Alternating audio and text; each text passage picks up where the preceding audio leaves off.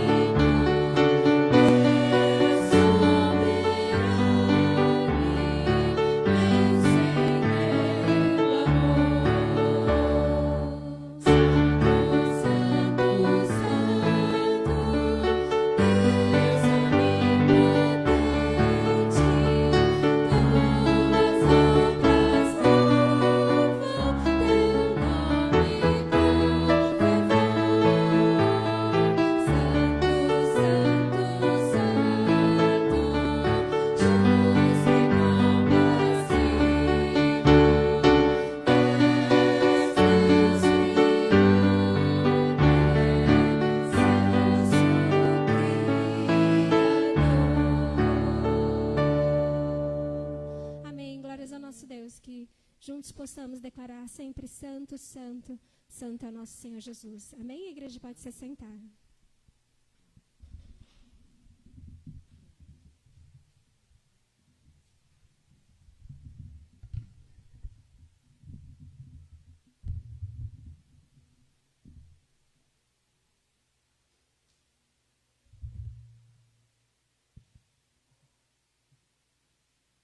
Boa noite, irmãos. A graça e a paz do nosso Senhor Jesus. Amém? Saudade de vocês. 2 semanas de férias, retornando, para estarmos aqui juntos novamente, louvando e engrandecendo o nome do nosso Deus. Os irmãos viram que hoje começamos um culto um pouco diferente, né? Hoje nós temos aqui, os irmãos já conhecem a irmã Keila, esposa do pastor Sérgio Paulo, que já esteve pregando aqui na igreja. Do lado dela está o Amauri, que também já esteve, e a irmã Joana. Graças a Deus, eles estão aí colaborando com a gente hoje na parte do louvor. Quero convidá-los a abrirem suas Bíblias, o livro de Salmos, número 91. Salmo bem conhecido, inclusive muitos fazem deste salmo quase que como um amuleto, deixando a Bíblia aberta na estante de casa, em algum local, pensando que por algum motivo ele recebe a proteção de Deus só porque tem a Bíblia aberta no Salmo 91. Porém, se não viver a palavra, se não aplicar a palavra, que nada adianta ficar com a Bíblia aberta ali com este salmo. Salmo de número 91, mesmo assentados, vou pedir que os irmãos acompanhem a leitura da palavra. Diz assim: o que habita no esconderijo do Altíssimo e descansa à sombra do Onipotente, diz ao Senhor, meu refúgio e meu baluarte, Deus meu em quem confio. Pois ele te livrará do laço do passarinheiro e da peste perniciosa. Cobrir-te-á com as suas penas, e sob suas asas estarás seguro. A sua verdade é pavês e escudo. Não te assustarás do terror noturno, nem da seta que voa de dia, nem da peste que se propaga nas trevas, nem da mortandade que assola ao meio-dia. Caiam 1000 ao teu lado, e 10.000 à tua direita. Tu não serás atingido. Somente com os teus olhos contemplarás e verás o castigo dos ímpios, pois disseste: o Senhor é o meu refúgio. Fizeste do Altíssimo a tua morada. Nenhum mal te sucederá, praga nenhuma chegará à tua tenda, porque aos seus anjos dará ordens a teu respeito, para que te guardem em todos os teus caminhos. Eles te sustentarão nas suas mãos, para não tropeçares em alguma pedra. Pisarás o leão e a áspide, calcarás aos pés o leãozinho e a serpente. Porque a mim se apegou com amor, eu o livrarei. Poloei a salvo, porque conhece o meu nome. Ele me invocará, e eu lhe responderei. Na sua angústia eu estarei com ele, livrá-lo-ei e o glorificarei. Quero repetir o verso primeiro que diz: o que habita no esconderijo do Altíssimo e descansa à sombra do Onipotente, diz ao Senhor: meu refúgio e meu baluarte, Deus meu, em quem confio. Este salmo expressa a total confiança que o salmista tem em Deus como seu refúgio e sua proteção. E nós temos em Cristo essa proteção de Deus. Nós temos em Cristo alguém em quem nós podemos nos refugiar, crendo no cuidado e também na sua provisão e na sua proteção. Somos levados a confiar diante dos desafios que nós enfrentamos, diante das tentações que nós passamos no nosso dia a dia. E é claro que isso nos traz paz, isso nos traz conforto, isso nos traz consolo e principalmente a vitória certa em Cristo Jesus. Louvado seja Deus por isso. Vamos orar? Ó Pai amado, nós te louvamos e glorificamos o teu santo nome, porque só tu és Deus. Não há ninguém como o Senhor. É no Senhor, ó Pai, em quem nós nos escondemos. É no Senhor, ó Pai, em quem nós encontramos o nosso refúgio. O Senhor, ó Deus, é quem nos livra. O Senhor, ó Pai, é quem nos guarda. O Senhor é quem nos protege, ó Deus, de todos os nossos inimigos. Por isso, ó Pai, nós te agradecemos. Te agradecemos, ó Deus, pela tua misericórdia, que se renova a cada manhã, nos dando assim, ó Pai, a oportunidade de poder viver mais um dia na tua presença, para honrar e glorificar o teu santo nome. E hoje, ó Deus, nós estamos aqui reunidos neste local, para juntos, ó Pai, entoarmos louvores ao teu santo nome. Temos este tempo, ó Deus, de comunhão e de adoração, ó Deus, como família, como corpo de Cristo. Recebe, ó Deus, o nosso louvor, recebe a nossa adoração.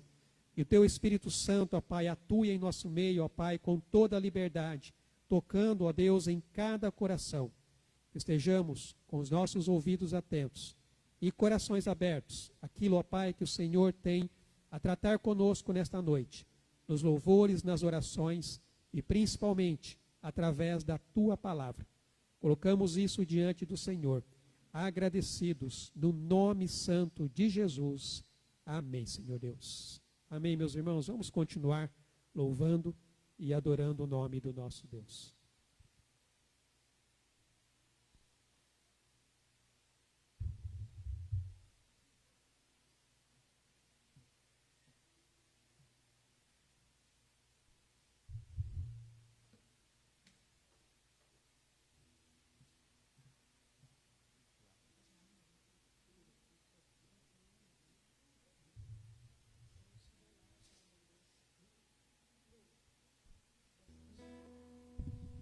Boa noite, irmãos. Graça e paz do Senhor Jesus. Amém? Amém.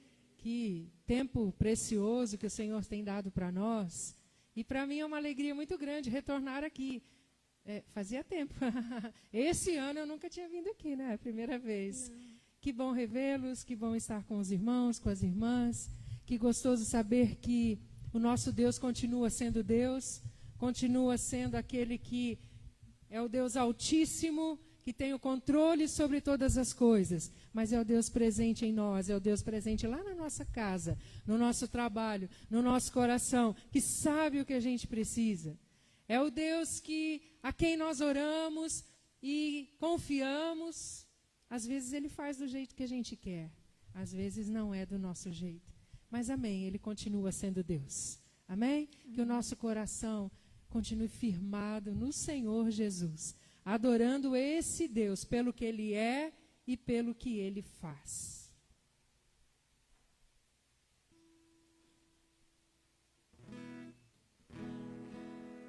Nós estamos numa luta grande aqui desde a hora que nós chegamos, 5h30.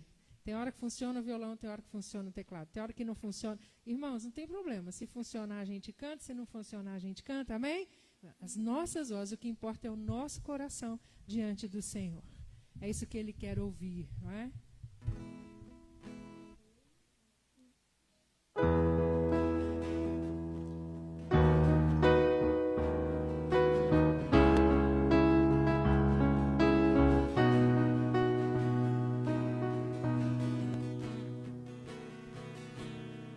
Minha fé não está firmada nas coisas que podes fazer.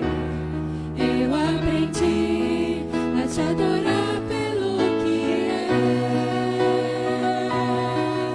Nele veio sim o amém, somente dele mais ninguém. A Deus seja o louvor. Se Deus fizer, Ele é Deus. Se não fizer, Ele é Deus. Se a porta abrir, Ele é Deus. Mas se fechar, continua sendo Deus. Se a doença vier, Ele é Deus. Se curar, eu vou. Ele é Deus. Se tudo der certo, Ele é Deus. Mas se não der, continua sendo Deus.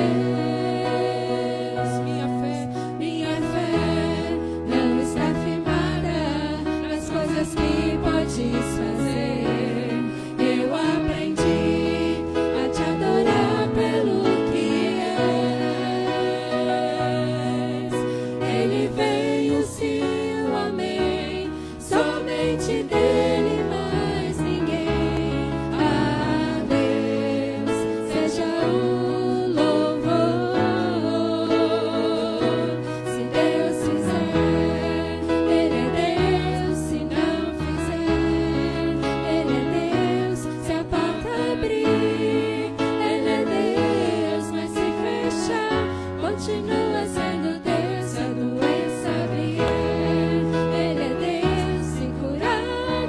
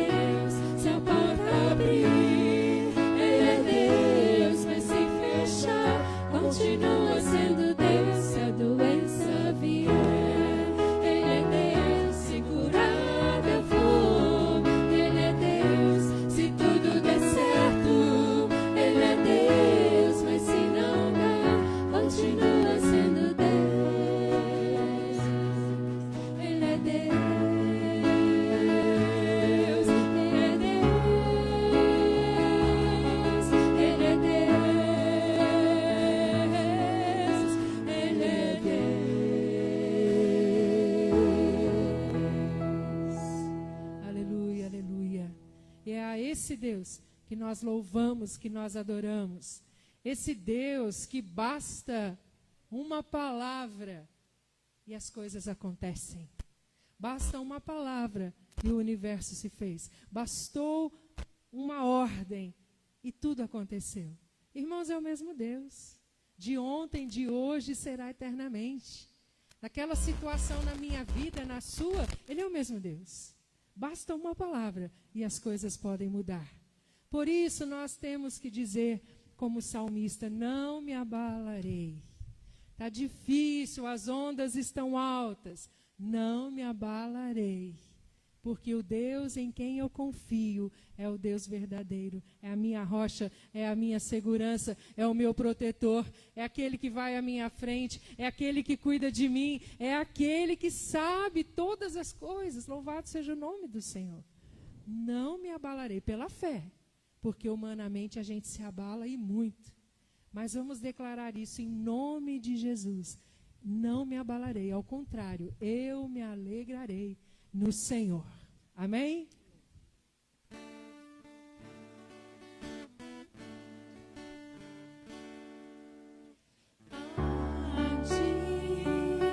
Bendirei para sempre. Em ti confiarei, Senhor.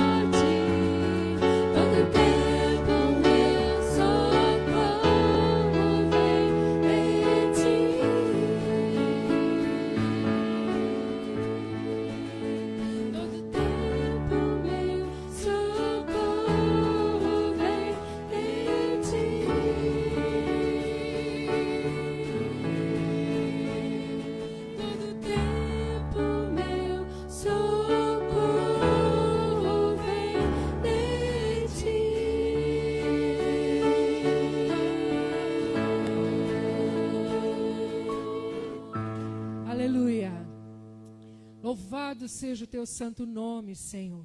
Tu és Deus vivo, Deus eterno, Deus poderoso, Deus onisciente, Deus onisciente, Deus que em ti reina todo o poder. Basta uma palavra tua, Senhor, e os montes se movem. Basta uma palavra tua e irmãos e irmãs, pessoas são curadas.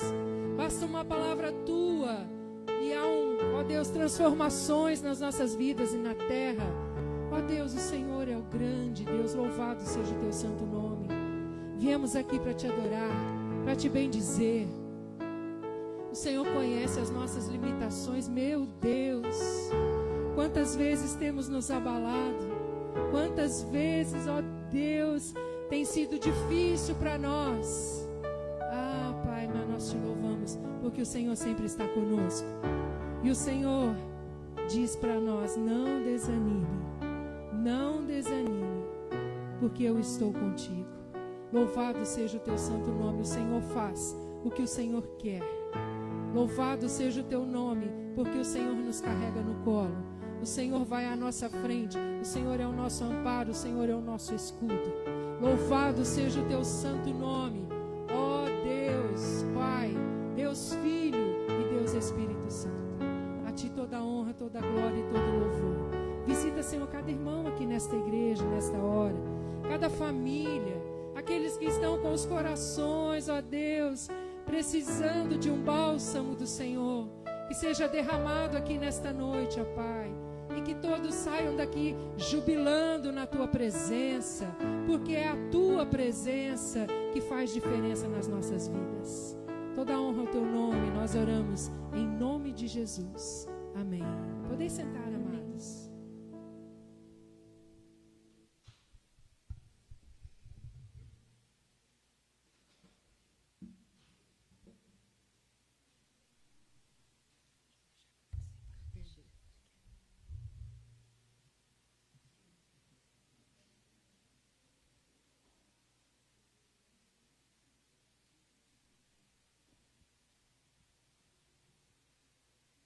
Amém, meus irmãos. A palavra de Deus diz que o Senhor é o nosso refúgio e fortaleza, socorro bem presente na hora da angústia.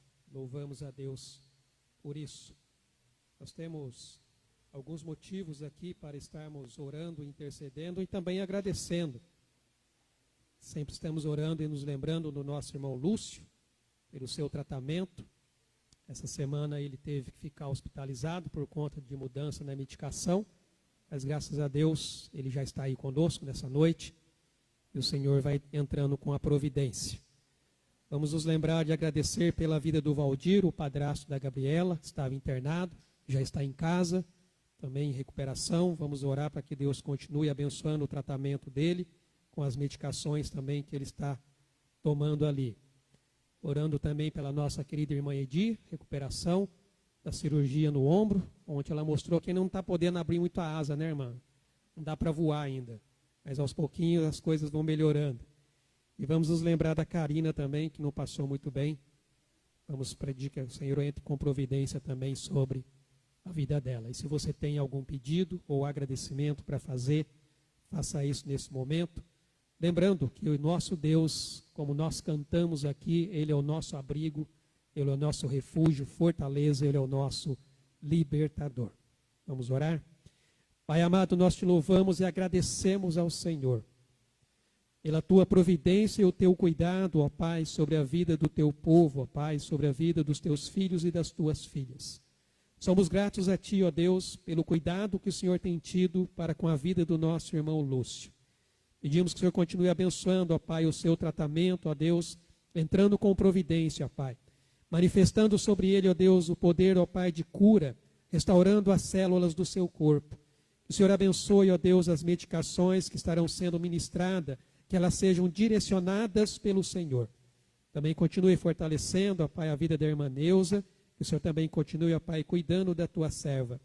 Da mesma forma, agradecemos pela vida do Valdir, padrasto da Gabriela, que já está em casa, ó Pai, em recuperação.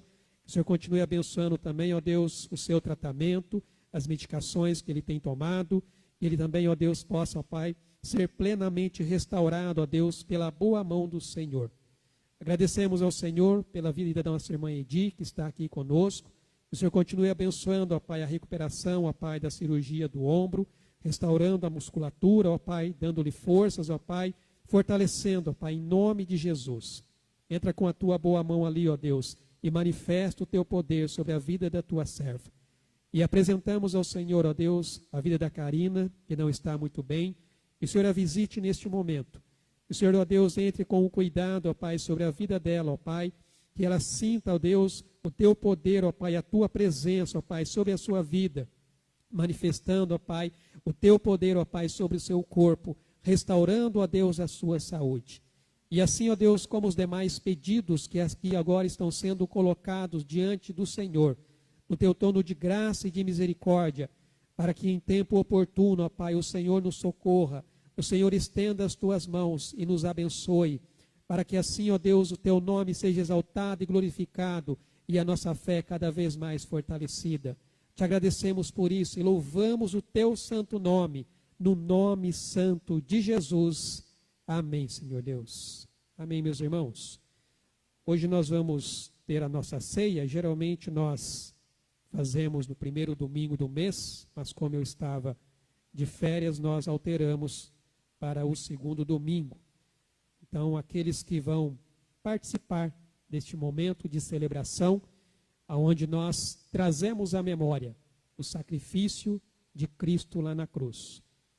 O sangue que foi derramado para o perdão dos nossos pecados. Por isso que hoje nós podemos ter livre acesso à presença do Senhor, por causa daquilo que Cristo fez por nós naquela cruz. E a ceia é este memorial, onde nós relembramos deste sacrifício. O pão representando o corpo de Cristo, que levou sobre si as nossas dores e as nossas enfermidades.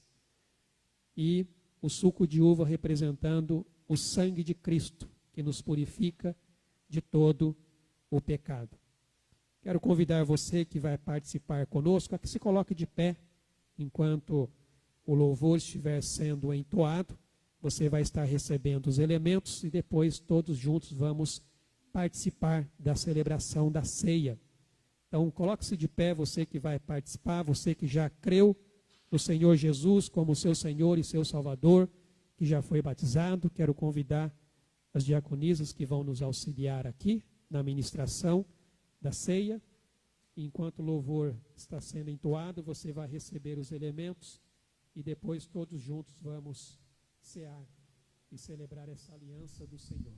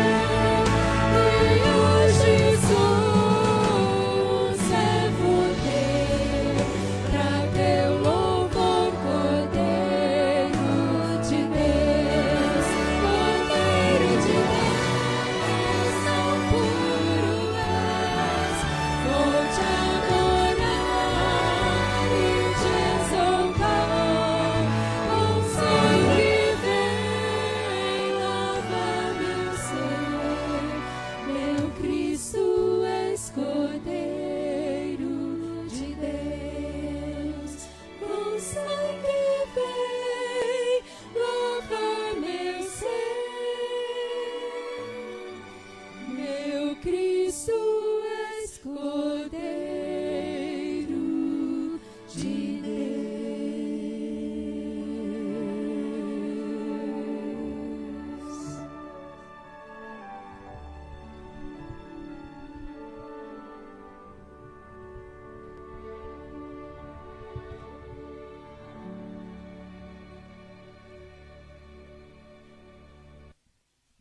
Quando João Batista viu Jesus pela primeira vez, ele disse: Eis o Cordeiro de Deus que tira o pecado do mundo.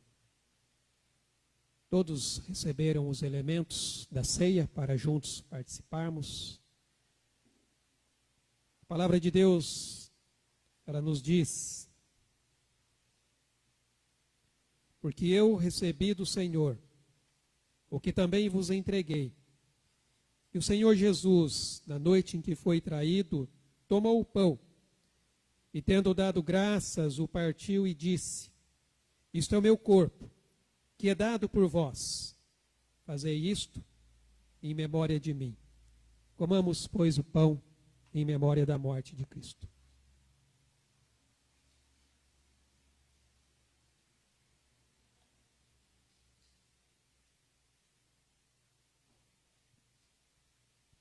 Pai, muito obrigado por tão grande sacrifício. Nós, ó Deus, que não merecemos, mas o Senhor, pela tua graça, nos salvou e nos alcançou. O Senhor, pela tua misericórdia, ó Pai, nos resgatou. Por isso nós te louvamos e bendizemos o teu santo nome. Por esta bênção, ó Pai, que o Senhor nos concede, através, ó Deus, do teu amado Filho Jesus Cristo. Te bendizemos por isso e louvamos o teu santo nome.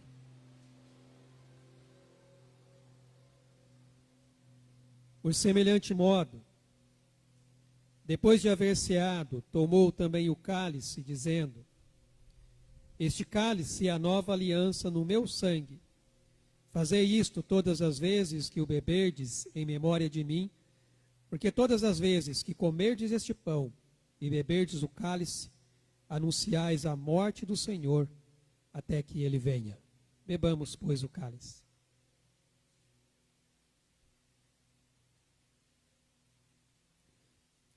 Te louvamos, Senhor, pelo sangue de Cristo, que nos purifica de todo o pecado. Somos gratos, ó Deus, porque através da fé em Cristo somos justificados. Somos lavados e purificados. Para que assim, ó Deus, através da justiça de Cristo, nós possamos, ó Pai, estar diante da tua presença, recebendo, ó Pai, da tua graça, ó Deus, e do teu amor. Te bendizemos por isso, por essa aliança que o Senhor fez conosco, e que também, ó Pai, nós temos uns com os outros, como igreja, como família, como corpo de Cristo. Por isso, ó Deus, nós celebramos aqui e trazemos à memória este sacrifício, aonde, ó Pai, nós agora aguardamos com esperança o retorno do nosso Senhor, aonde um dia nós estaremos, ó Pai, celebrando as bodas do Cordeiro, aonde um dia nós estaremos juntos na mesa com o Senhor. Por isso te bendizemos e louvamos, em nome de Jesus. Amém, Senhor Deus. Os irmãos podem se assentar.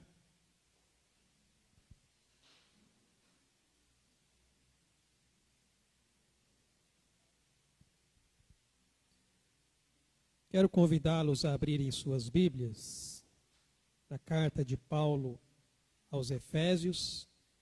Nós estamos terminando a nossa série de mensagens nesta carta. Estamos trabalhando aqui a parte que fala sobre a armadura de Deus com o tema Batalha Espiritual. E hoje nós vamos falar aqui sobre tomando o escudo da fé. Efésios, capítulo 6, verso 16. Nós já falamos aqui sobre o cinturão da verdade, já falamos sobre a couraça da justiça e também falamos sobre calçando os pés com a preparação do Evangelho da Paz. E hoje nós vamos tratar aqui sobre tomar o escudo da fé.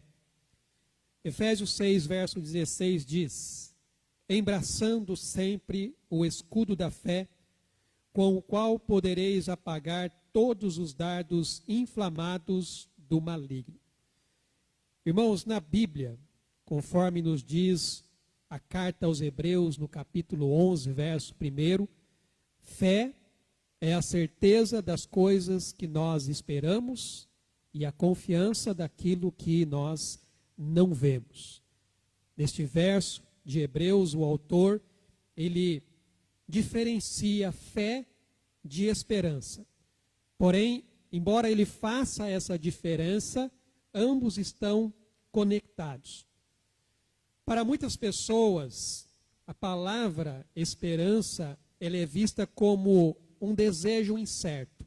Muitas pessoas têm a ideia de esperança como um desejo incerto, porque quando elas usam a palavra esperança, frequentemente elas se referem a um estado emocional de desejo no coração a respeito daquilo que elas gostariam que acontecesse no futuro, mas no qual ela não está realmente certo de que aquilo vai acontecer. Então, a esperança que há no mundo é exatamente isso. É esse estado emocional de algo que a pessoa espera que aconteça, mas ela não tem a plena convicção de que realmente aquilo possa acontecer. Mas quando nós olhamos para a Bíblia, quando nós olhamos para a palavra de Deus, a esperança, ela é uma certeza fundamentada nas promessas de Deus. Por isso que ela é descrita como uma âncora da alma, o que nos traz essa segurança. Por exemplo, quando você vai para um texto conhecido, e eu tenho sempre citado, inclusive, ele, que é Lamentações, capítulo 3, a partir do versículo 20, o profeta Jeremias, ele diz assim: minha alma continuamente os recorda e se abate dentro de mim. Quero trazer à memória o que me pode dar esperança. As misericórdias do Senhor são a causa de não sermos consumidos, porque as suas misericórdias não têm fim. Renovam-se cada manhã, grande é a tua fidelidade. Então veja como o profeta Jeremias, ele expressa a esperança no coração dele. Ele não expressa como esse desejo emocional de que algo venha acontecer no qual ele não tem certeza de que vai acontecer. É exatamente o contrário. Ele tem a plena convicção de que a cada manhã as misericórdias do Senhor se renovam sobre a sua vida. Se renovam a cada manhã, dando-lhe então ali a oportunidade de poder viver mais um dia na presença do Senhor. E o texto que está em Hebreus, capítulo 6, no verso 18 e 19, diz assim: para que, mediante duas coisas imutáveis, nas quais é impossível que Deus minta, forte alento tenhamos nós, que já corremos para o refúgio, a fim de lançar mão da esperança proposta, a qual temos por âncora da alma, segura e firme, que penetra além do véu.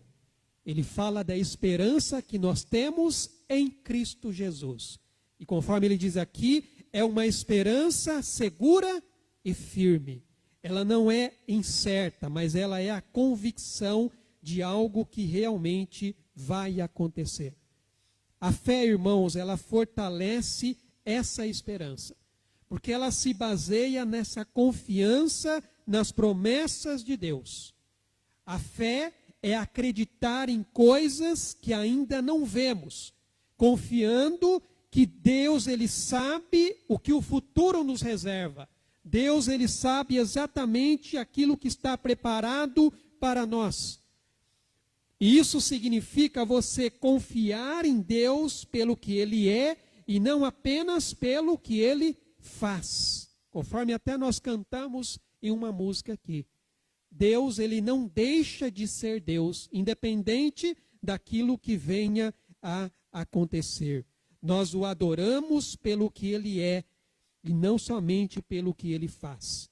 Por isso que ser cristão envolve confiar em Deus como nosso Pai e em Cristo como nosso Salvador, sempre obedecendo a palavra de Deus. A ideia, irmãos, que a Bíblia traz de que o justo viverá pela sua fé, resume essa relação de confiança e de certeza que nós temos em Deus. Porque a jornada da vida cristã, ela é uma caminhada de fé. Uma caminhada que se inicia com uma fé que é plantada pelo próprio Deus no nosso coração. Até a fé que nós temos, ela não é nossa. Ela é do próprio Deus que coloca essa fé no nosso coração. Porque a palavra diz que a fé vem pelo ouvir. E o ouvir da palavra de Deus. Então veja que a fé, ela é implantada pelo Senhor no nosso coração através da sua palavra. No começo dessa jornada, dessa experiência, nós aceitamos e cremos em Cristo para a nossa redenção. Mas depois nós continuamos confiando plenamente no Senhor, sabendo que, como o apóstolo Paulo vai dizer na carta aos Filipenses, aquele que começou a boa obra em nós, ele vai terminar. É essa convicção que nós temos que ter.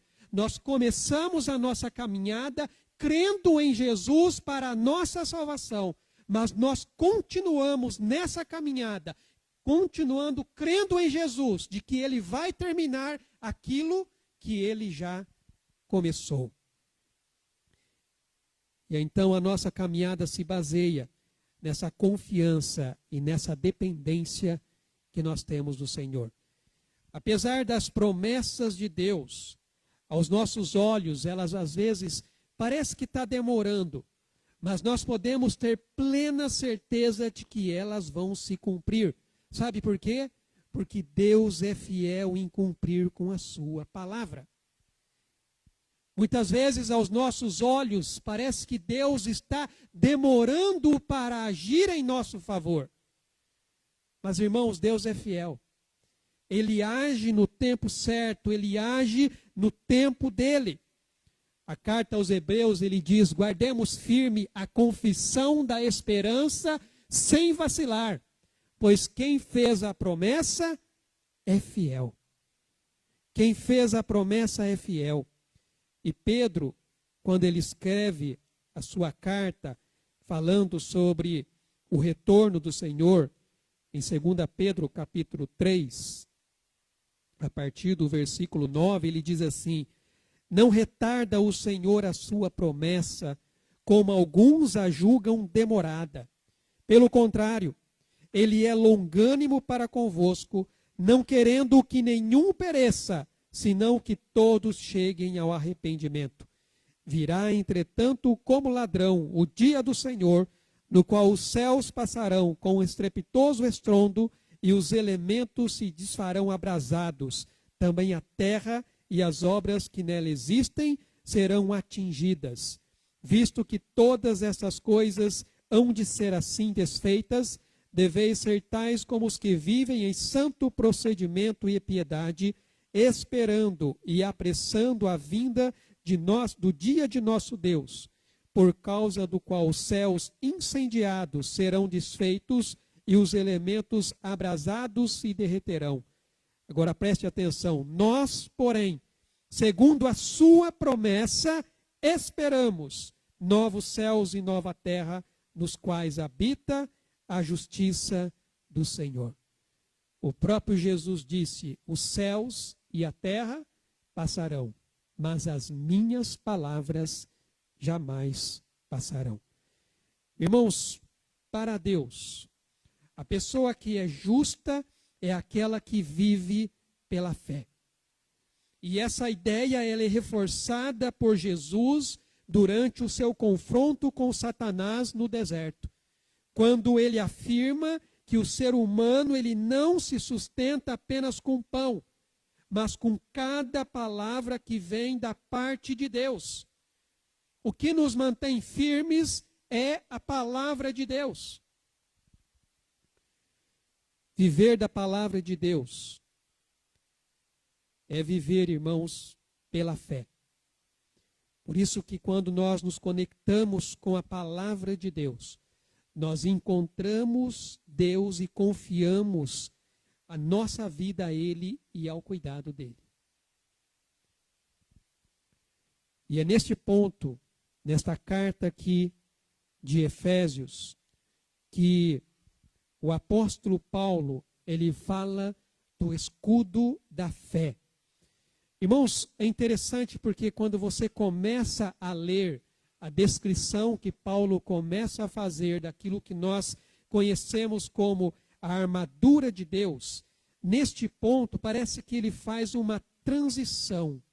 É como se Paulo estivesse dando uma ênfase nesta parte da armadura. É como se ele quisesse dar um destaque nessa parte da armadura. E a diferença, irmãos, entre as 3 primeiras partes que nós já vimos, o cinturão da verdade, a couraça da justiça e as sandálias da preparação do evangelho, e as 3 últimas que nós veremos, está na maneira como elas são utilizadas. Se você prestar atenção na armadura, você vai perceber exatamente isso. Porque enquanto o cinturão, a couraça e as sandálias, elas são presas firmemente ao corpo da pessoa, ou seja, a pessoa precisa literalmente vestir aquilo precisa realmente estar fazendo parte dela. O escudo da fé, o capacete da salvação e a espada do Espírito, você toma isso e você usa. É diferente. Não é algo que está em você, mas é algo que você utiliza. Quando ele fala do capacete, do escudo da fé, do capacete da salvação e da espada do Espírito, é algo que você toma e usa. Ou seja, elas não ficam ligadas ao corpo, mas elas são instrumentos que precisam ser manuseados. E como instrumento que precisa ser manuseado, isso requer então que você desenvolva certas habilidades no uso correto dessas ferramentas.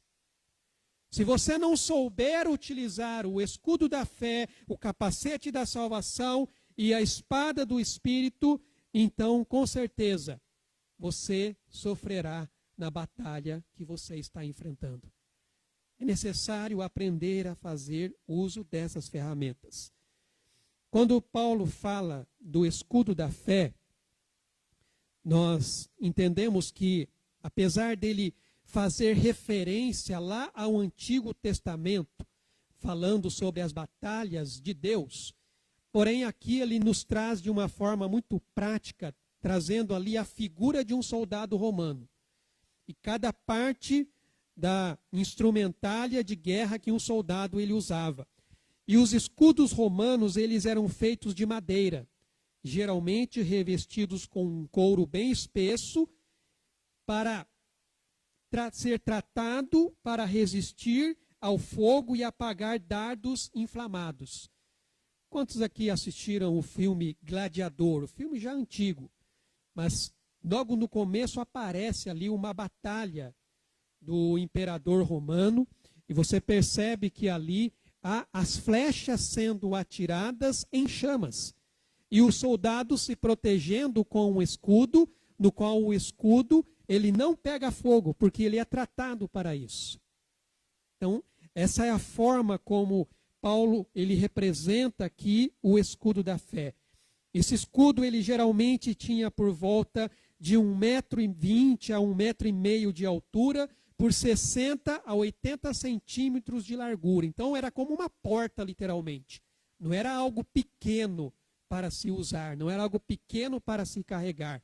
Era literalmente como se fosse uma porta que aquele soldado estivesse ali carregando, porque tinha que ser grande o suficiente para proteger todo o corpo do soldado.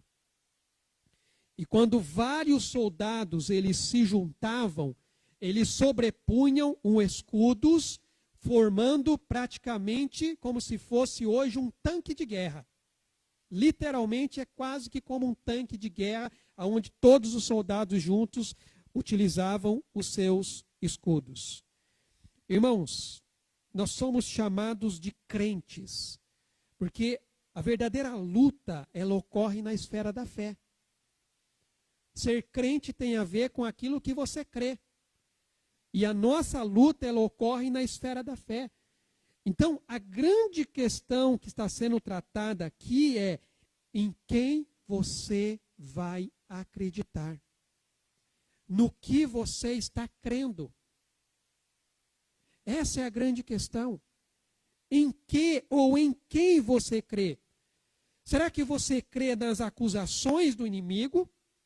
Quando o inimigo se levanta contra você, levantando calúnias a seu respeito?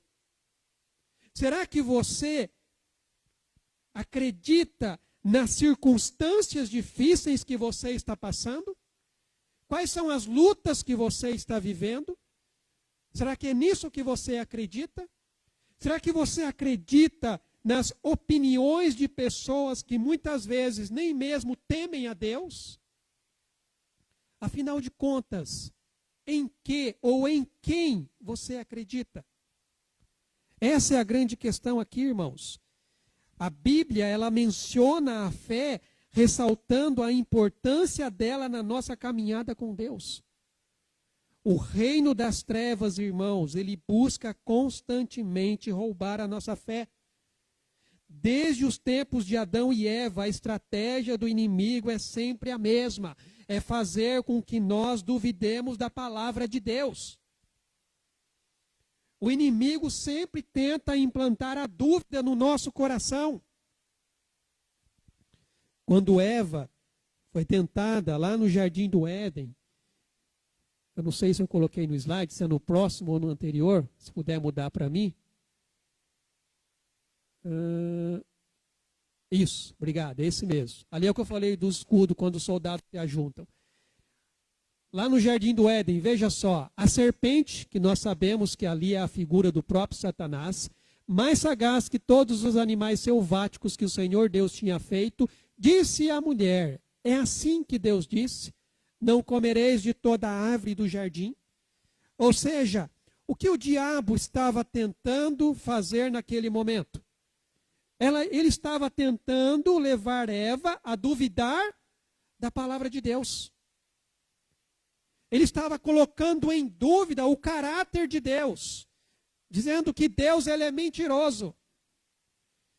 Foi isso que Deus falou para você? E diante da resposta de Eva, ele ainda acrescenta, não, mas olha só, não é bem isso não. Na verdade, Deus não quer que você seja igual a ele. Então, irmãos, a grande questão aqui é justamente isso. O reino das trevas, ele sempre vai procurar nos fazer com que duvidemos da palavra de Deus. Essa é a artimanha de Satanás. É por isso que Jesus aqui, no Evangelho de João, capítulo 8, verso 44, falando ali com os religiosos, ele diz assim, vós sois do diabo, que é o vosso pai, e quereis satisfazer-lhe os desejos. Ele foi homicida desde o princípio, e jamais se firmou na verdade, porque nele não há verdade. Quando ele profere mentira, fala do que lhe é próprio, porque é mentiroso e pai da mentira. Veja como o diabo, irmãos, ele é sutil e ele é sujo. Ele tentou inverter os papéis. Ele tentou dizer que, na verdade, Deus é mentiroso. Mas Jesus diz claramente que ele é o pai da mentira. Então, quando nós nos posicionamos firmes em nossa fé, e rejeitamos qualquer dúvida contrária à palavra de Deus, nós conseguimos apagar os ataques do maligno. Irmãos, é dessa forma que nós vamos desmantelar as armadilhas do inimigo. É através da vitória por meio da fé. Nós estamos em guerra, irmãos. E o inimigo, ele não se entrega facilmente. Embora nós saibamos pela palavra de Deus que a sua derrota já foi declarada na cruz e na ressurreição de Jesus. Ele já foi derrotado, irmãos. O diabo já foi derrotado lá na cruz com o sacrifício e a ressurreição de Cristo. Paulo, quando ele escreve aos Colossenses, ele utiliza novamente uma figura de guerra para mostrar essa vitória de Cristo. Aqui no capítulo 2 de Colossenses, versículo 15, ele diz assim: e despojando os principados e as potestades, publicamente os expôs ao desprezo, triunfando deles na cruz.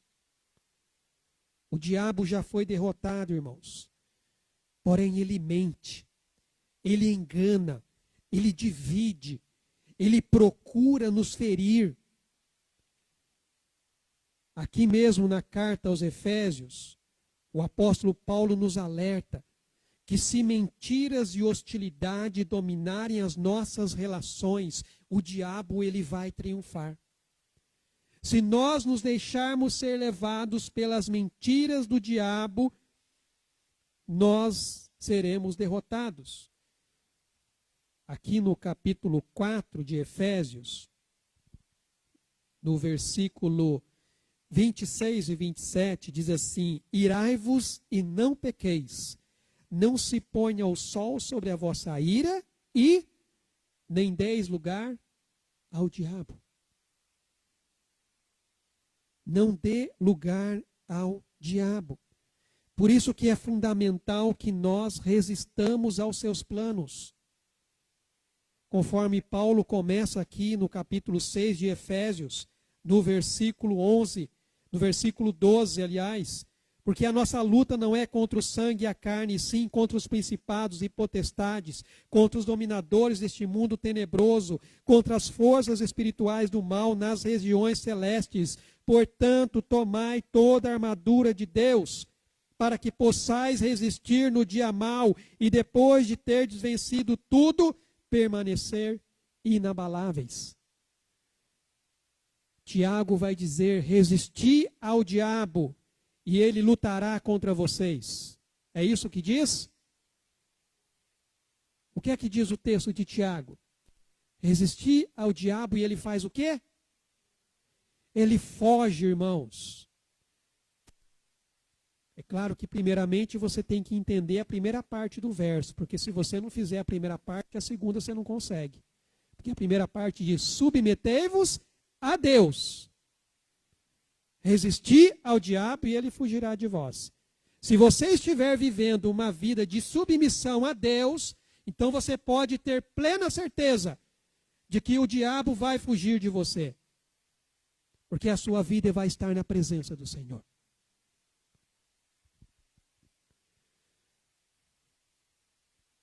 O escudo, irmãos, é a parte da armadura que simboliza a proteção contra os ataques de mentiras e hostilidade do inimigo. Ele é um recurso essencial nos momentos de dificuldade, repelindo, como diz aqui, os dardos inflamados do maligno. Essa imagem do escudo, ela provavelmente é inspirada nos Salmos, onde o Senhor, ele é descrito como um refúgio seguro para aqueles que enfrentam adversidades. Conforme nós lemos logo no início do culto, o Salmo 91. É um salmo que fala de que o Senhor é o nosso refúgio. O Senhor é a nossa segurança. Ele nos guarda, Ele nos protege, Ele nos livra do laço do passarinheiro. Ele nos segura nas suas mãos. Davi, no Salmo 18, ele expressa essa confiança em Deus como sua força e a sua proteção. Quando você pega o Salmo 18, eu vou ler apenas os primeiros versos, que o Salmo é bem longo, mas depois você pode ler na sua casa, você vai perceber exatamente isso. Veja o que Davi diz aqui: eu te amo, ó Senhor, força minha. O Senhor é a minha rocha, a minha cidadela ou fortaleza, o meu libertador, o meu Deus, o meu rochedo em quem me refugio, o meu escudo, a força da minha salvação, o meu baluarte. Davi usa várias figuras de guerra para representar o que Deus é para ele. Deus é esse refúgio, Deus é essa segurança, e é isso que o Senhor também é para nós. Davi descreve o Senhor como sua rocha, cidadela, escudo. Dessa forma ele está ressaltando, irmãos, que a fé, quando direcionada a Deus, ele se torna essa fonte de segurança e salvação. Os dardos inflamados dos quais devemos nos proteger são as tentações constantes que o diabo lança sobre as nossas vidas. Satanás, irmãos, ele ataca incessantemente os filhos de Deus. Ele ataca com propostas de imoralidade. É aceitação de suborno, é sexo fora do casamento, é adultério. Ele ataca com ódio, aquele desejo de vingança, aquele desejo de matar. Ele ataca, irmãos, com a inveja, o desejo de possuir aquilo que é do outro, ou descontentamento por aquilo que o outro tem, e você não possui. Ele ataca com a ira, que é um sentimento que pode levar ao ódio, com a avareza, o orgulho, a dúvida, o medo, o desespero, a desconfiança e vários outros pecados. É isso que o diabo faz, ele vai instigar o nosso coração. O objetivo, irmãos, dos ataques de Satanás é fazer com que nós percamos a nossa confiança em Deus, criando então uma separação entre o Salvador e aqueles que foram salvos. Por isso que Pedro nos alerta na sua carta. Vigiai, estejam alertas, estejam atentos, porque o diabo ele é como um leão que fica andando ao derredor, procurando o momento certo para poder atacar. Mas, irmãos, o Espírito Santo, ele age de forma diferente. O Espírito Santo age por meio da fé. Enquanto o diabo tenta nos atingir com a dúvida, irmãos, a dúvida pode bloquear a nossa fé.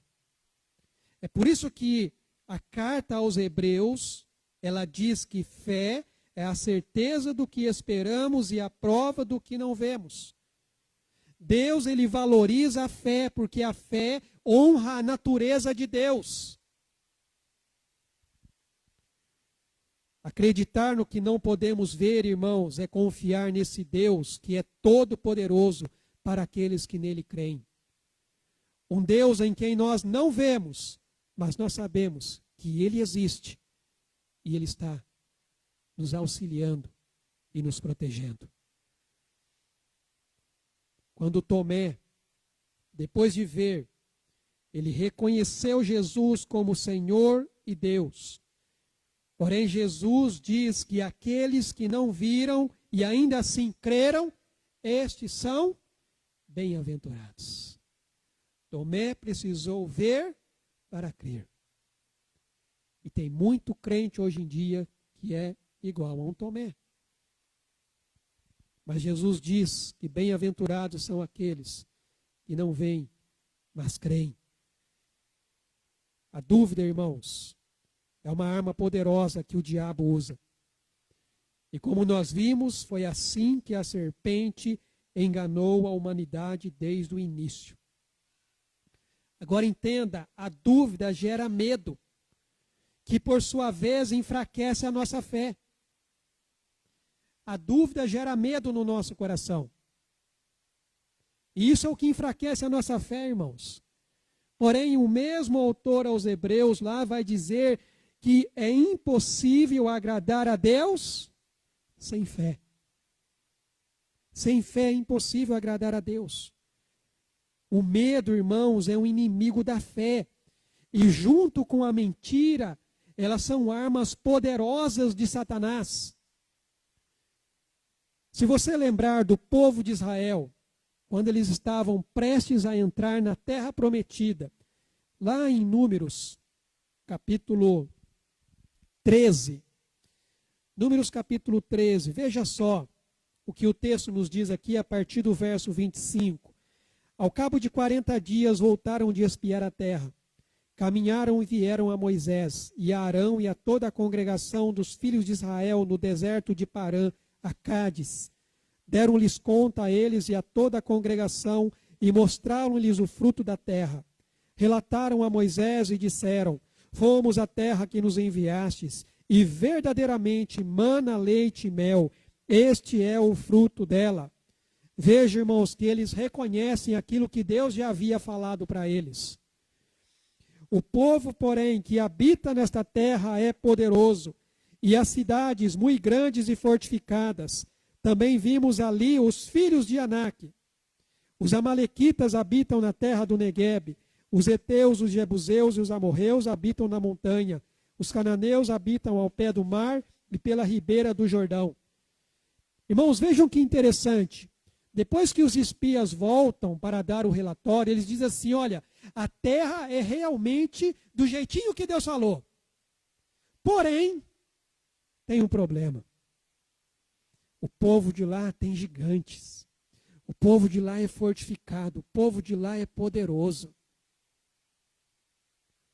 Irmãos, com essa palavra que os espias estavam dizendo, 10 dos espias, o que você acha que isso estava gerando no coração daquele povo? Dúvida. Será que Deus é mesmo capaz de fazer com que a gente entre nessa terra? Será que Deus realmente é capaz de me tirar dessa doença que eu estou vivendo? Será que Deus realmente é capaz de me livrar deste problema que eu estou enfrentando? Agora preste atenção, verso 30. Então Calebe fez calar o povo perante Moisés e disse: eia, subamos e possuamos a terra, porque certamente prevaleceremos contra ela. Eu vou falar um pouquinho mais sobre Calebe depois no final. Verso 31.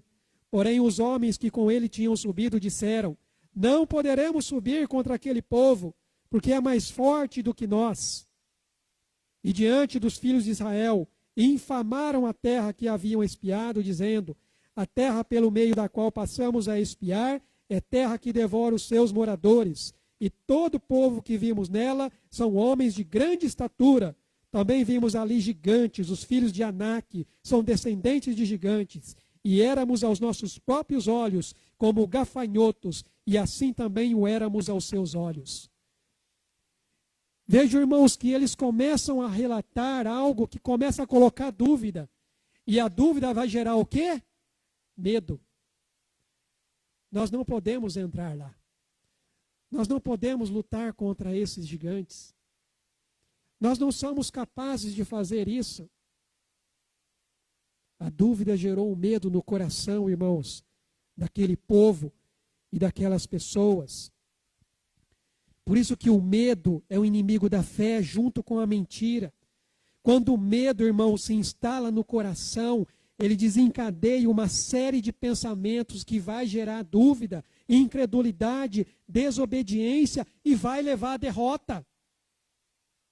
Que foi exatamente o que aconteceu com esse povo aqui. Eles não puderam entrar na terra, porque eles duvidaram da palavra de Deus. Eles não creram naquilo que Deus lhes havia falado.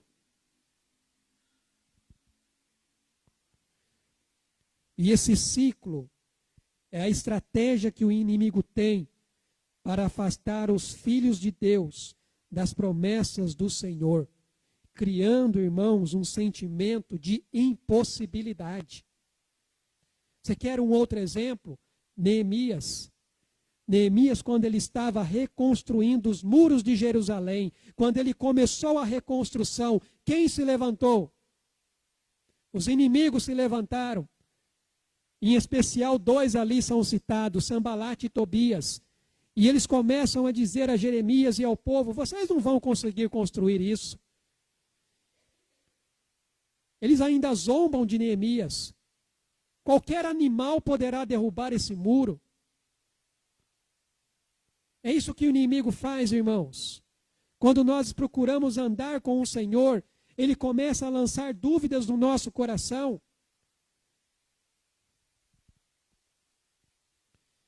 Quando a dúvida entra em cena, ela inicia esse ciclo negativo. Como eu disse, o medo leva à desobediência. A desobediência traz o pecado. E o pecado, irmãos, resulta em derrota, o que nos afasta de Deus. É por isso, irmãos, que um crente vitorioso, ele vive pela fé. Ele não se baseia apenas naquilo que ele vê. Ele sabe em quem ele tem crido.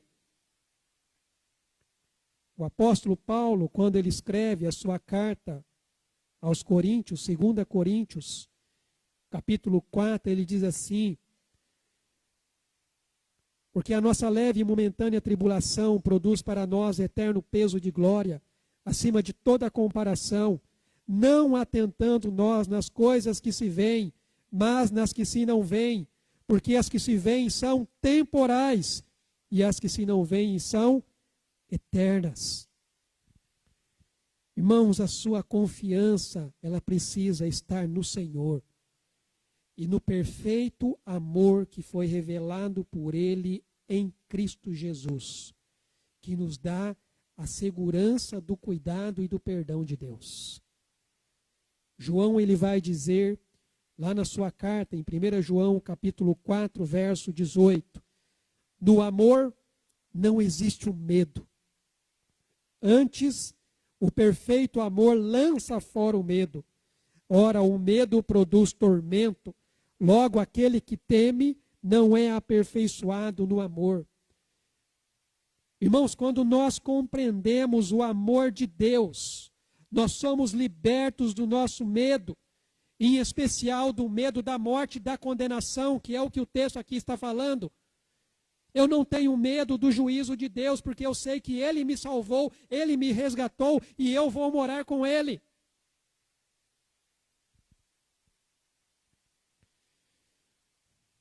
Irmãos, a dúvida é o oposto da fé. Quando nós duvidamos, nós estamos dizendo a nós mesmos que Deus não é capaz de cumprir com a sua palavra. Quando você duvida, é isso que você está dizendo para o seu coração. Deus não é capaz de cumprir com a sua palavra. E Tiago, irmãos, vai nos advertir que devemos pedir com fé, sem duvidar, porque quem duvida é instável e não deve esperar nada de Deus. Muitas vezes, nós preferimos acreditar nas mentiras do diabo do que crer nas promessas de Deus.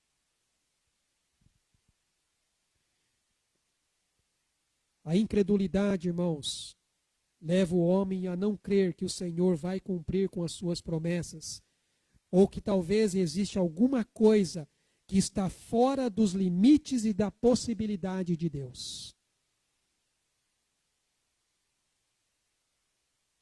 Irmãos, Jesus diz, para Deus nada é impossível.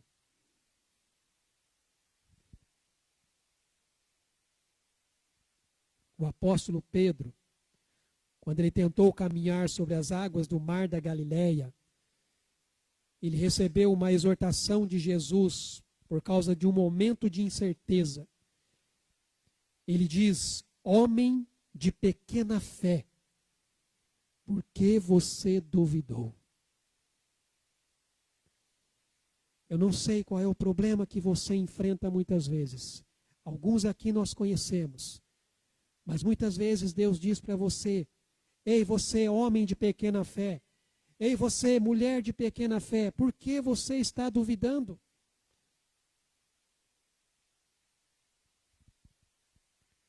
O medo, irmãos, surge quando sentimos que um problema ele é maior do que a nossa capacidade de enfrentá-lo.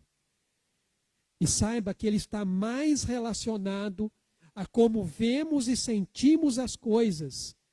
E muitas vezes, o medo ele é baseado na ignorância. Ou seja, o medo ele é resultado de uma falta de conhecimento sobre uma situação. Uma situação que você nunca vivenciou. Você vai experimentar aquilo pela primeira vez.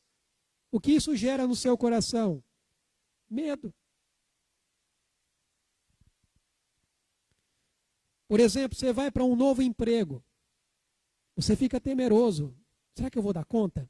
Será que eu vou conseguir? Talvez você receba uma promoção, uma nova função. Puxa, será que eu vou conseguir assumir essa responsabilidade? Medo pela ignorância, porque não conhece. Ou talvez pelo equívoco. Ou seja, ele surge de um mal entendido, de uma informação incorreta que você não tem. Quantos aqui têm medo do escuro? Eu já tive. Na minha adolescência eu tinha medo do escuro, irmãos. Quando eu acordava de madrugada, aquele medo de você cobre a cabeça e pensar que você está ali sozinho. E aí você fica imaginando, porque aí a cabeça viaja, né? A cabeça vai longe. Você fica pensando um monte de coisa. O que me ajudou, irmãos, a enfrentar o medo do escuro é que eu comecei a mudar o meu pensamento. Eu comecei a pensar assim, peraí, eu não estou sozinho, tem mais gente acordada nesse momento. Tem gente que está trabalhando aí nesse momento, ela está acordada. Eu não estou sozinho. Na época eu não era convertido, então eu não pensava em Deus. Mas eu pensava de alguma forma de parar com esse equívoco de uma coisa que é uma informação incorreta. Você tem medo do escuro por quê? O que tem no escuro? Ou então, muitas vezes, o medo vem pela incerteza, irmãos. E se alimenta dessa incerteza sobre o futuro. Medo da morte. O que será o dia de amanhã? Cada um, irmãos, desses aspectos contribui para a intensidade e a natureza do medo que nós sentimos. O medo é a visão sem esperança. Lembra que eu falei da esperança no começo? A esperança bíblica é a certeza de algo que está por acontecer. E a segurança que você tem de que aquilo vai acontecer. Essa é a esperança bíblica. E o medo, ele é essa visão sem esperança. E saiba de uma coisa, medo não tem voz. Quem dá voz para o medo é você. Quem dá voz para o medo é você, irmão. Situações como dívidas, doenças, traumas de abuso, vícios, entre muitos outros, podem até parecer inimigos invencíveis que abalam nossas esperanças. Mas isso só acontece porque nós damos voz a esse medo. Se nós dessemos voz à fé, com certeza o medo iria embora. Irmãos, o diabo ele se aproveita desse medo para nos fazer esquecer de um Deus que nunca nos abandona. Que é uma prova de que Deus nunca abandona você, de que o amor dele por você é bem maior do que você imagina. Então veja aí o que diz Romanos capítulo 8, verso 38 e 39. Porque eu estou bem certo de que nem a morte, nem a vida, nem os anjos, nem os principados, nem as coisas do presente, nem do porvir, nem os poderes, nem a altura, nem a profundidade, nem qualquer outra criatura poderá separar-nos do amor de Deus que está em Cristo Jesus, nosso Senhor. Irmãos, nada pode nos separar do amor de Deus que está em Cristo. É por isso que a Bíblia, irmãos, na Bíblia Deus repete muitas vezes essa mensagem: não temas, porque eu sou contigo. Não tenha medo, eu sou contigo. Então, se Deus está do nosso lado, por que ter medo? Irmãos, Deus é fiel, como eu disse, em cumprir com a sua palavra. E a palavra de Deus, ela é imutável, porque ela está firmada no caráter do próprio Deus, que também é imutável. Deus não muda. Hebreus 13:8 diz: Jesus Cristo, ele é o mesmo ontem, hoje e o será eternamente. Ele não muda, irmãos. O caráter de Deus é constante e fiel ao que ele mesmo falou. E nós podemos confiar, irmãos, na promessa desse Deus soberano, poderoso, porque ele sempre cumpre com a sua palavra. A melhor maneira de resistirmos às tentações de dúvidas que vêm de Satanás é você confiar em Deus, embraçando o escudo da fé, conforme o apóstolo Paulo nos orienta aqui na carta de Efésios. Embraçando sempre o escudo da fé, com o qual podereis apagar todos os dardos inflamados do maligno. Irmãos, o livro de Provérbios, ele nos lembra que a palavra de Deus, ela é pura. Ele nos lembra que Deus é um refúgio para aqueles que buscam proteção nele. Nós não precisamos adicionar nada à palavra de Deus, irmãos. O próprio Davi também nos ensina que a palavra do Senhor é provada e ela serve como proteção para quem confia nela. Conforme está escrito na carta de João, 1 João, esta é a vitória que vence o mundo, a nossa fé. Ou seja, a plena confiança em Deus e na sua palavra, que é verdadeira. A fé, irmãos, ela opera o favor de Deus. Quando Paulo fala da fé aqui na carta de Efésios, ele fala aqui de uma habilidade de colocar em prática as nossas crenças. A crença que eu tenho em Deus, a crença que eu tenho na palavra de Deus, na obra de Cristo, na vitória da cruz, na ressurreição de Jesus. Para que nós possamos resistir, irmãos, às tentações do mal. Agora entenda, isso aqui não se trata, irmãos, de você teorizar ou de apenas acreditar, mas de você agir com base nessa crença. A fé, irmãos, ela é prática. Tiago diz que ela deve ser acompanhada de ações. Por isso, irmãos, o escudo da fé é a aplicação daquilo que nós acreditamos em resposta aos desafios que nós enfrentamos. Qual é a luta que você está passando? Deus tem uma palavra de vitória para você nessa luta que você está enfrentando. Conforme nos diz o Salmo 27, no verso 1.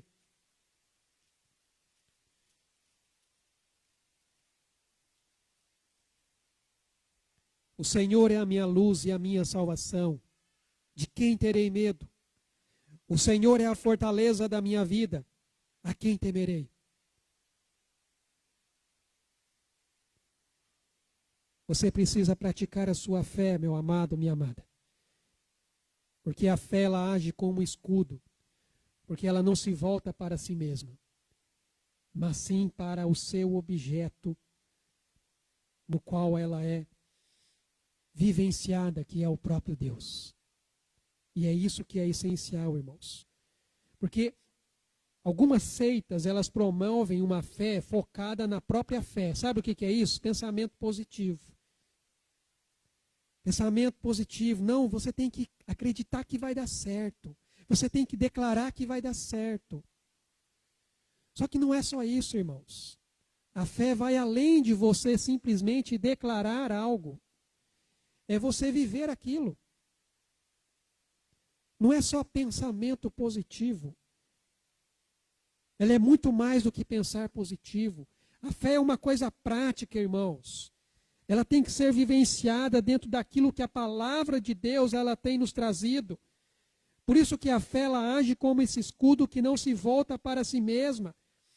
A fé ela não deve ser exaltada ou vista isoladamente. Ela precisa estar direcionada a algo maior. Porque, irmãos, sem essa direção, a fé por si só ela não oferece proteção.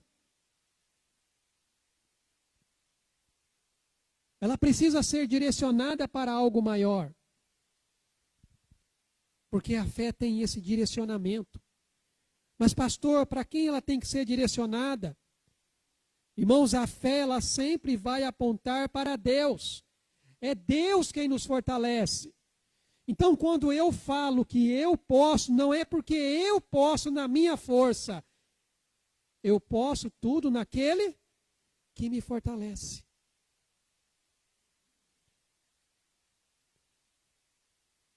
Não é simplesmente a minha fé, é a fé em quem eu estou acreditando, em quem eu estou crendo.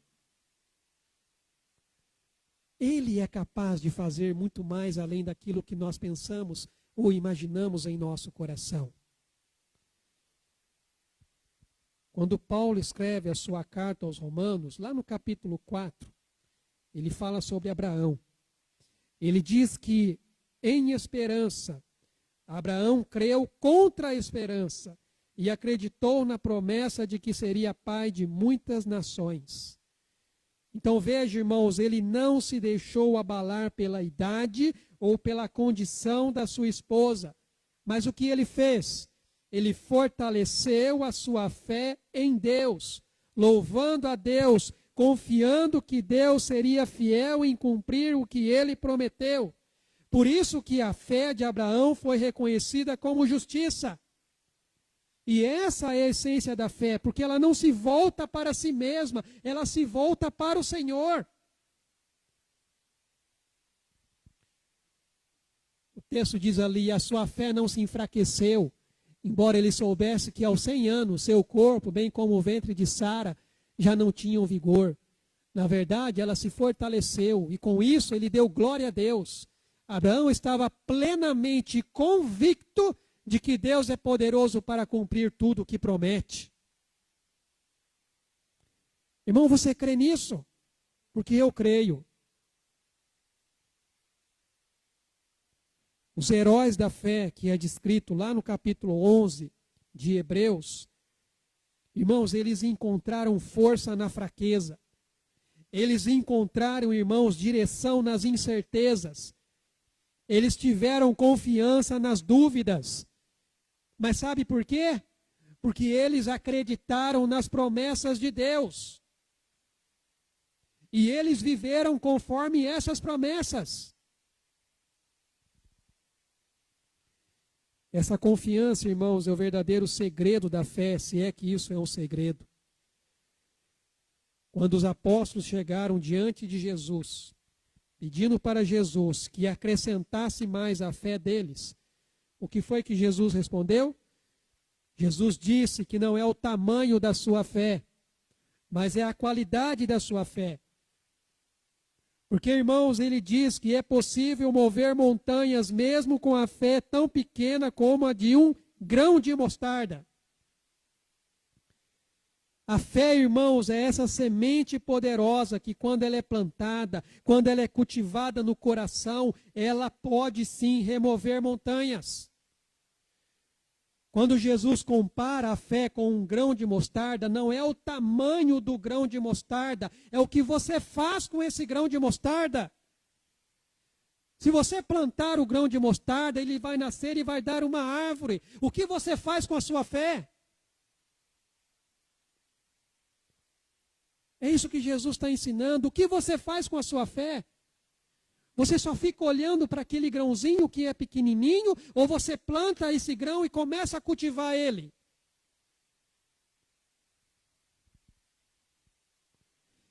As montanhas às quais Jesus se refere são os problemas gigantes que não podem ser superados somente com a nossa força, mas com o poder de Deus. Então, meu irmão, minha irmã, não deixe que os seus problemas, por maiores que eles sejam, te façam esquecer da grandeza do Deus que você serve.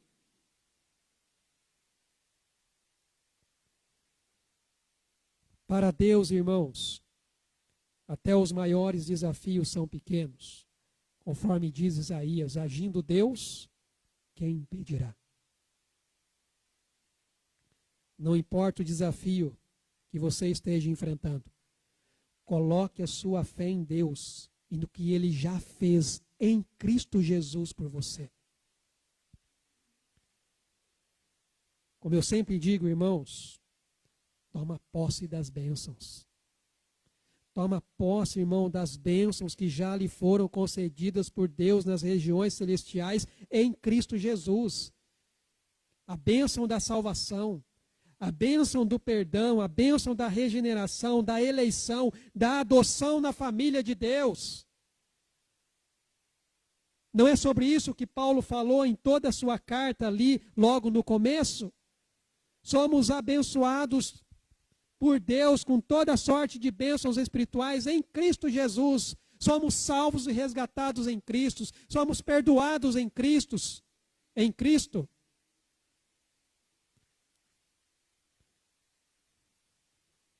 Para abraçar, irmãos, o escudo da fé e superar os desafios e obstáculos da vida, é preciso ter uma fé genuína. Uma fé que tenha sido testada pelas dificuldades que nós encontramos pelo caminho. Essa fé, ela é apoiada na promessa inabalável de Deus. Um Deus que permanece constante e não se deixa influenciar por interesses egoístas.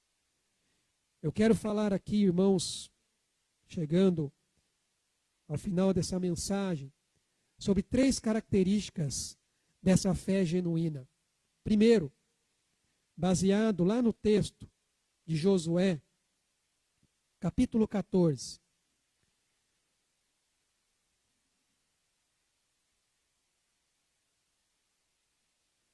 Quando fala de um homem de Deus, que já foi citado aqui, e agora eu faço referência a ele novamente, Caleb.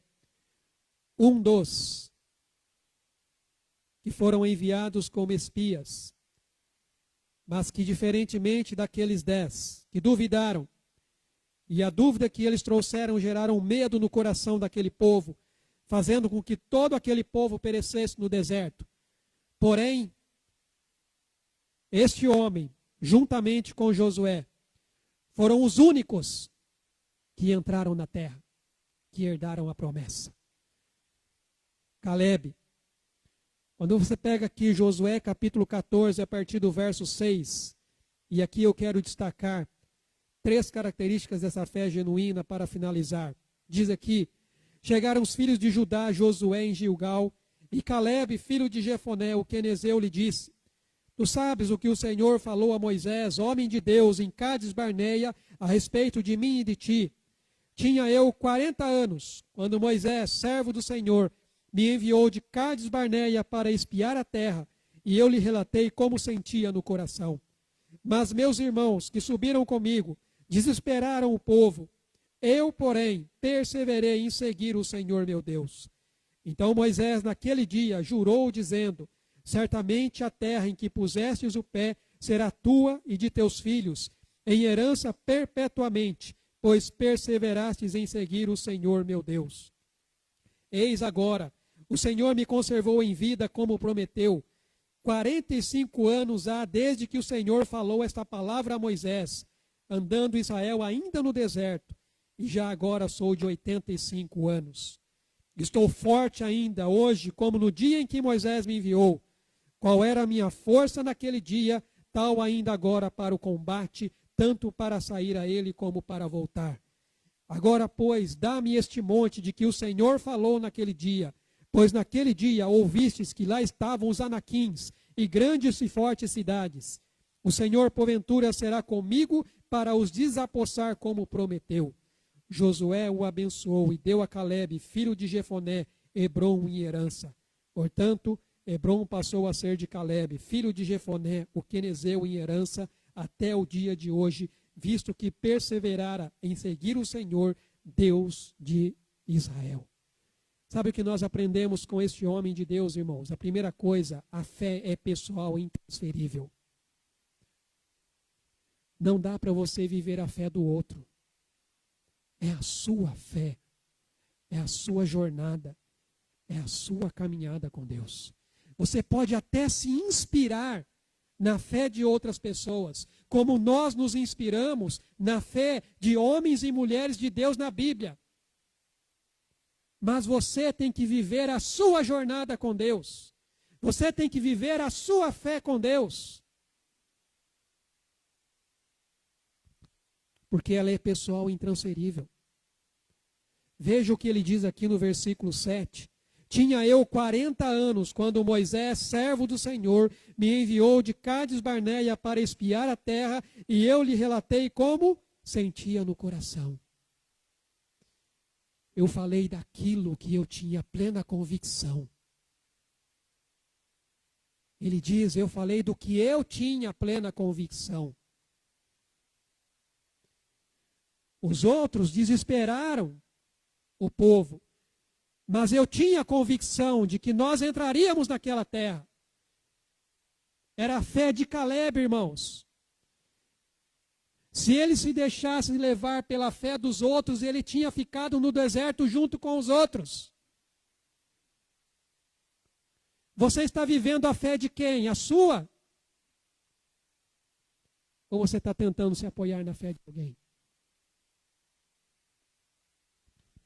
Irmãos, a fé que derruba gigantes e remove montanhas, ela é pessoal porque ela é adquirida através da sua experiência de caminhada com Deus. Para vencer montanhas e destruir gigantes, irmãos, você precisa possuir uma fé construída na intimidade com Deus. É a sua intimidade com Deus. Como é que está a sua vida com Deus? Se a sua fé está fraca, é porque você está falhando na sua intimidade com Deus. Como eu disse, nós podemos nos inspirar na fé de outras pessoas? Sim, podemos. Nós temos vários exemplos na Bíblia. Nós temos Jacó lá no vale de Jaboque. Ele disse, se o Senhor não me abençoar, eu não deixo o Senhor sair daqui. E ele foi abençoado.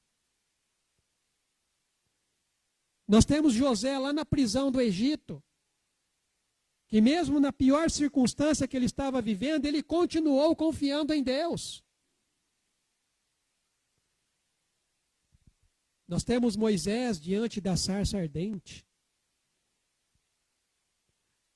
Nós temos, irmãos, o próprio Josué diante da conquista da terra. Davi, quando cuidava das ovelhas do seu pai. A fé, irmãos, ela é pessoal, ela é intransferível, é a sua fé, é a sua jornada, é a sua caminhada com Deus. Você precisa ter intimidade com o Senhor.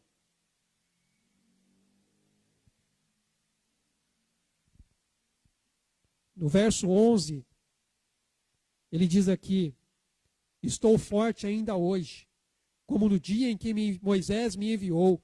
Qual era a minha força naquele dia, tal ainda agora para o combate, tanto para sair a ele como para o voltar. Irmãos, esse homem tinha 85 anos de idade. E ele diz, eu estou tão forte quanto eu tinha 40 anos atrás, 45 anos atrás.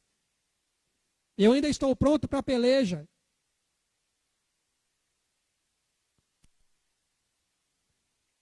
A segunda coisa, irmãos, a fé genuína. Ela é firmada nas promessas de Deus.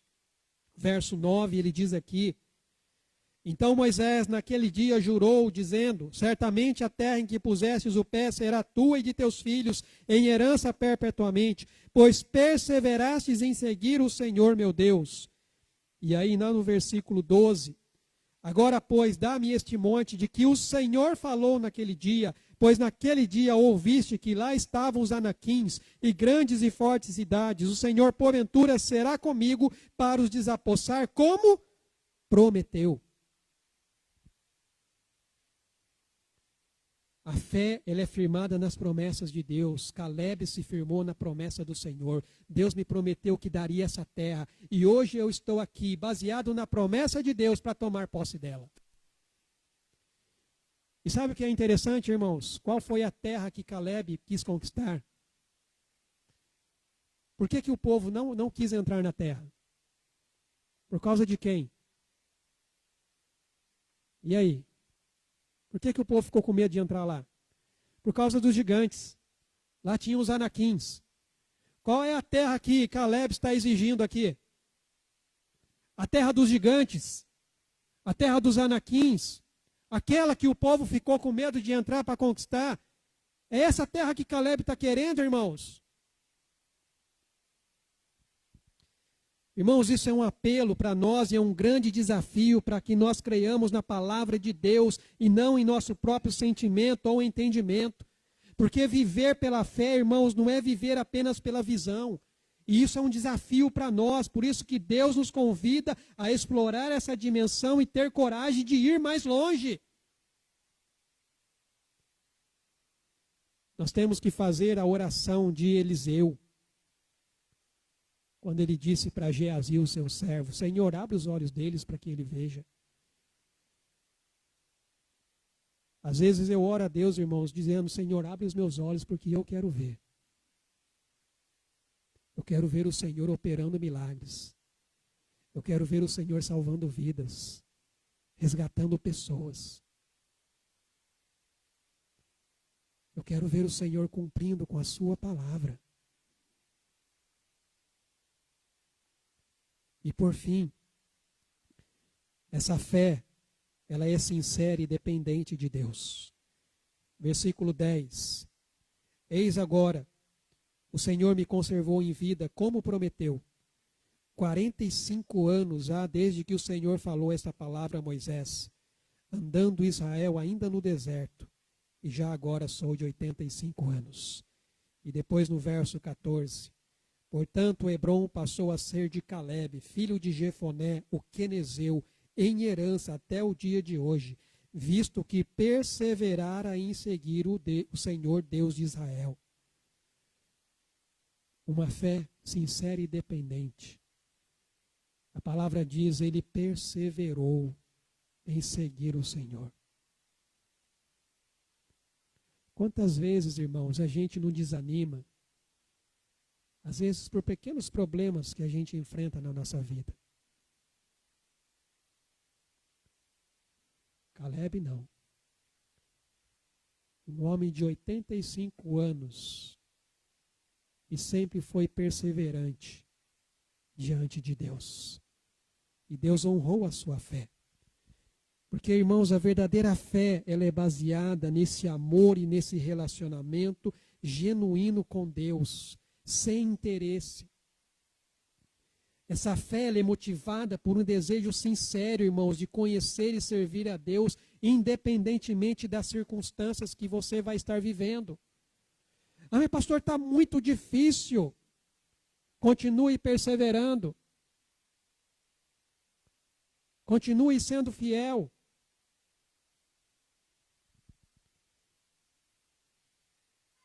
Ao contrário da fé que é interesseira, irmãos, a verdadeira fé valoriza a vontade de Deus, sem esperar nada em troca.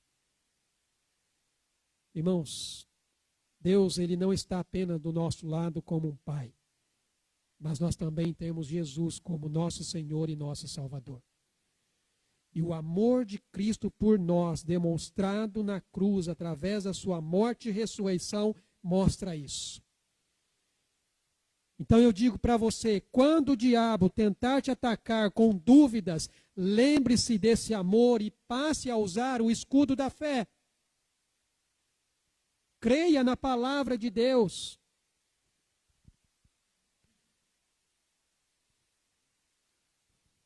Cristo, irmãos, viveu como homem. Ele enfrentou tentações, ele derrotou o diabo completamente. E agora ele está à direita de Deus com todo o poder, atuando como representante e nos ajudando nas nossas lutas diárias. Então, quando você estiver enfrentando dificuldade, quando você se sentir atacado de todos os lados, lembre-se que devido à encarnação de Jesus, Ele sabe o que você está passando. Ele sabe qual é a luta que você está enfrentando. Então entenda, você não está sozinho. Jesus está do seu lado, pronto para te ajudar. E a sua presença é a prova constante desse amor que Ele já demonstrou e continua demonstrando sobre a nossa vida. Então, meu amado, minha amada, tome o escudo da fé. Isso significa confiar plenamente em Deus, que é o nosso Salvador, que nos ajuda em nossos momentos de angústia. O Senhor é o nosso socorro bem presente na hora da tribulação. Abrace esse escudo, irmão. Tome o escudo da fé, creia em Deus, creia na palavra de Deus, na promessa de Deus. E não desanime, seja um Caleb. Continue sendo perseverante.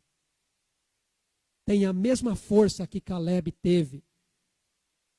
Que mesmo com 85 anos, ele foi lá e enfrentou os gigantes. Sabe o que é melhor? Ele derrotou os gigantes e tomou posse da terra. Porque Deus era com ele. Amém? Vamos orar? Pai, nós te louvamos e agradecemos ao Senhor pela tua palavra. Palavra bendita. Palavra fiel e verdadeira que vem de encontro ao nosso coração. Te louvamos, ó Pai, pela tua poderosa mão. E tem nos abençoado através de Cristo Jesus. Que nós possamos, ó Pai, tomar o escudo da fé